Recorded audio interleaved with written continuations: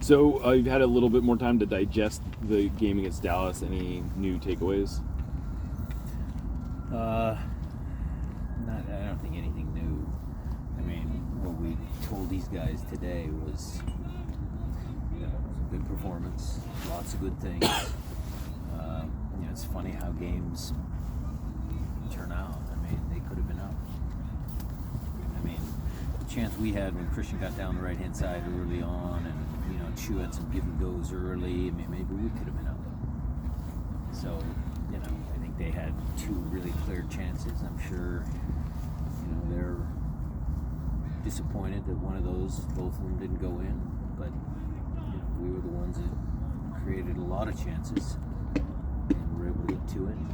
In the post game, Nico Estevez sort of had a bit to say about the whole sequence around the penalty, and then he also apparently was kind of worked up about the injury to Alan Velasco and Alex's role in that. Did you have any opinions on either of those situations? Well, I don't know what he was complaining about the penalty. Was he complaining about the actual penalty or the build-up? Well, he said that the throw-in was allowed to be taken too far forward, and then on top of that, I guess there's been, I don't know the particulars of this, but apparently there's been some directive about players shielding. Exactly. And whereas, I don't know, it looked to me like it was a pretty stone cold penalty. Well, look, everybody had, this could be a table, it could be a mesa, it could be something. It just depends where you're, was it a penalty in my opinion? Yeah. Was Alex maybe, 2 yards higher up the field? Yeah. But, that stuff happens. You got to give Alex credit for, trying to create tempo. And,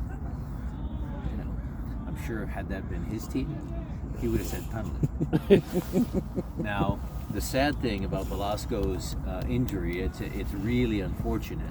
The kid was obviously, I don't know the full details. I don't know if there's been an official, designation or anything, but I feel bad about that. Alex looked like he got clipped from behind, and his momentum was just pushed forward. I don't think there was anything malicious in it. So it's just unfortunate. Look, he lost another key players right back to ACL earlier in the year, so I'm sure he's feeling real snake bit to lose two really top players. Yeah.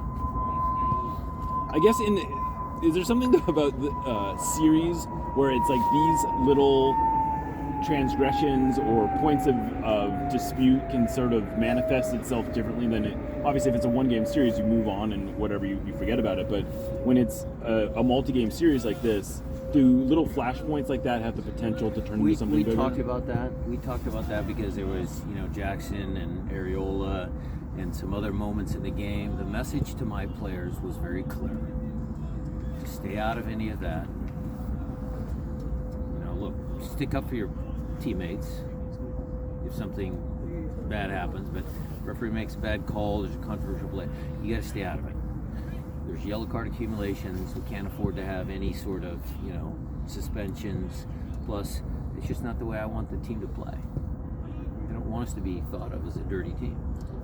You mentioned the Reagan Areola thing. There was no video of that on the broadcast, and so did you see what theoretically happened? We have the panoramic view. So Jackson was just running to celebrate with his teammates, and Areola was coming this way, and they kind of just brushed each other as they ran past each other. I don't think there was anything malicious in that either.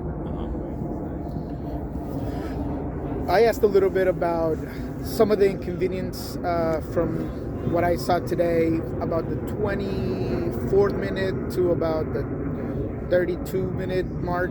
It seemed like when Velasco went out, although they lost a creative player, Pamaco started pushing, and when they would press with three, sometimes he would push in. He made some inconvenience for you. You guys talk a little bit about that? We talked about the struggles, yes, of getting out of the back in certain moments. I thought you are correct. In the beginning of the game, we were able to play through them pretty easily. And then, tall kid came on a little bit more. They were a little bit better defensively. So, yeah, we discussed that. We've got some tactics for down there, some possession tactics. And another thing I found interesting was that there were several times where Yamar would kind of push and carry and would break lines as a center back. Is that designed? No. Okay. No. He took what the game gave him. The one play down the right-hand side in the first half, and some other moments. We want our center backs to take positive touches forward. If you stop the ball dead, you invite pressure. If you go forward, they have to back off a little bit. But Denver had a good game. Newcastle had a good game. Jackson was good, other than the one errant ball. But all three of them played good. When you are sort of game planning for a 3-game series, obviously you want to put it away as soon as possible. But is there any extra emphasis of, look, we don't want to lose momentum here. You guys are on a long shutout streak, a good unbeaten streak. How do we message that to the team? It was just, look, if we go down there and play up to our potential, we have a good chance of winning. Remind everybody, this is MLS. Lots of strange things can happen. I remember Chad Marshall scoring on a corner kick. We don't waste time because they're too nice. We jog right back. They take the kickoff, go down and score, and they go through. So it's weird. It's still MLS.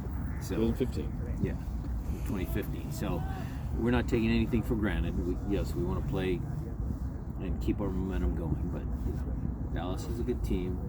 Nico will have some tweaks. We'll be preparing for maybe a little bit more front foot. They've got to certainly come out and win the game, and we'll plan accordingly. Any update on Reed? How he's doing this week?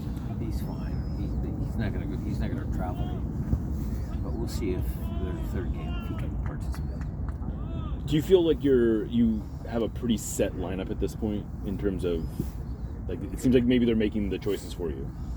Well, I mean, Nico played pretty well when he came on. I mean, that's a fact. Raul looked motivated. That's a fact. The rest of the group, Obed, Josh and Obed have been competing with each other. So, I mean, we'll see what happens in Dallas away from home. Might make a tweak there, but we'll see. But that's all a positive, right? You'll be able to say, if I need a little bit more hold-up player, if I need...